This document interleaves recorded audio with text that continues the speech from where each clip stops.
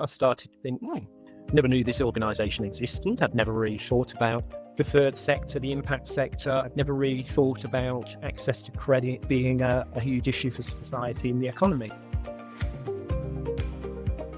I took voluntary redundancy, having been in various civil service departments for around 22 years.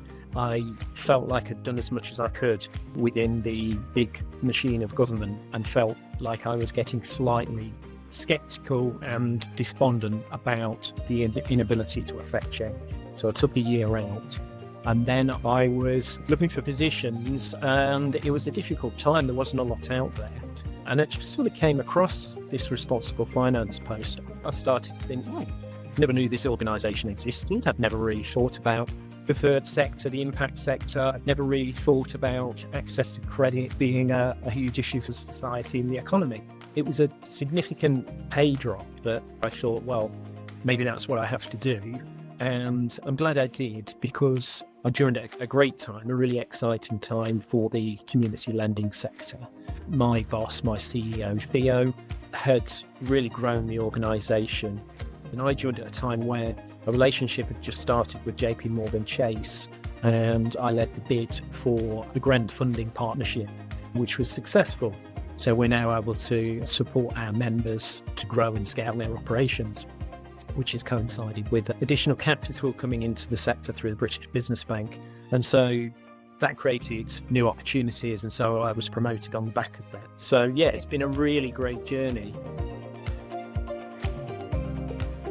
Certainly, I don't come from a financial background, and I work in an organisation which is about supporting financial organisations. So I think that would have been helpful.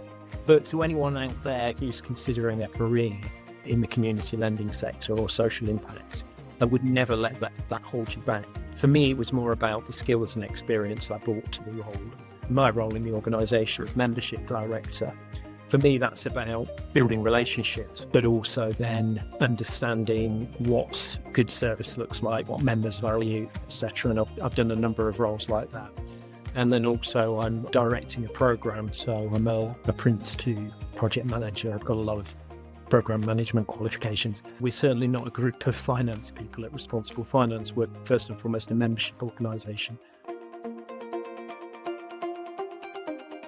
I mean, much more freedom. We have standards and processes, but at the same time, in a smaller organisation, there are areas where you can move more quickly and perhaps take slightly greater risk. It's also refreshing to be in a small organisation where not everything's been worked out thus far, so you can help to be part of the solution rather than following predefined processes.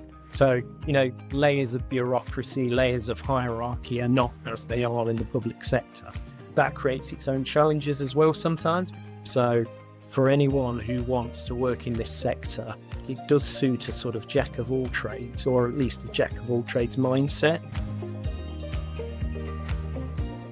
I really love the sector because it's people that are very professional, very intelligent. They're running lean businesses, but they're doing so in a very difficult environment. They're lending money to higher risk businesses, and they're not-for-profit organisations. So I feel like the work that Responsible Finance does in helping unlock extra funding for them is absolutely crucial. For anyone who's thinking it's slow, or there's not exposure, or we're somehow behind the curve technically, that's not the case. There's a lot of opportunity for innovation in this sector.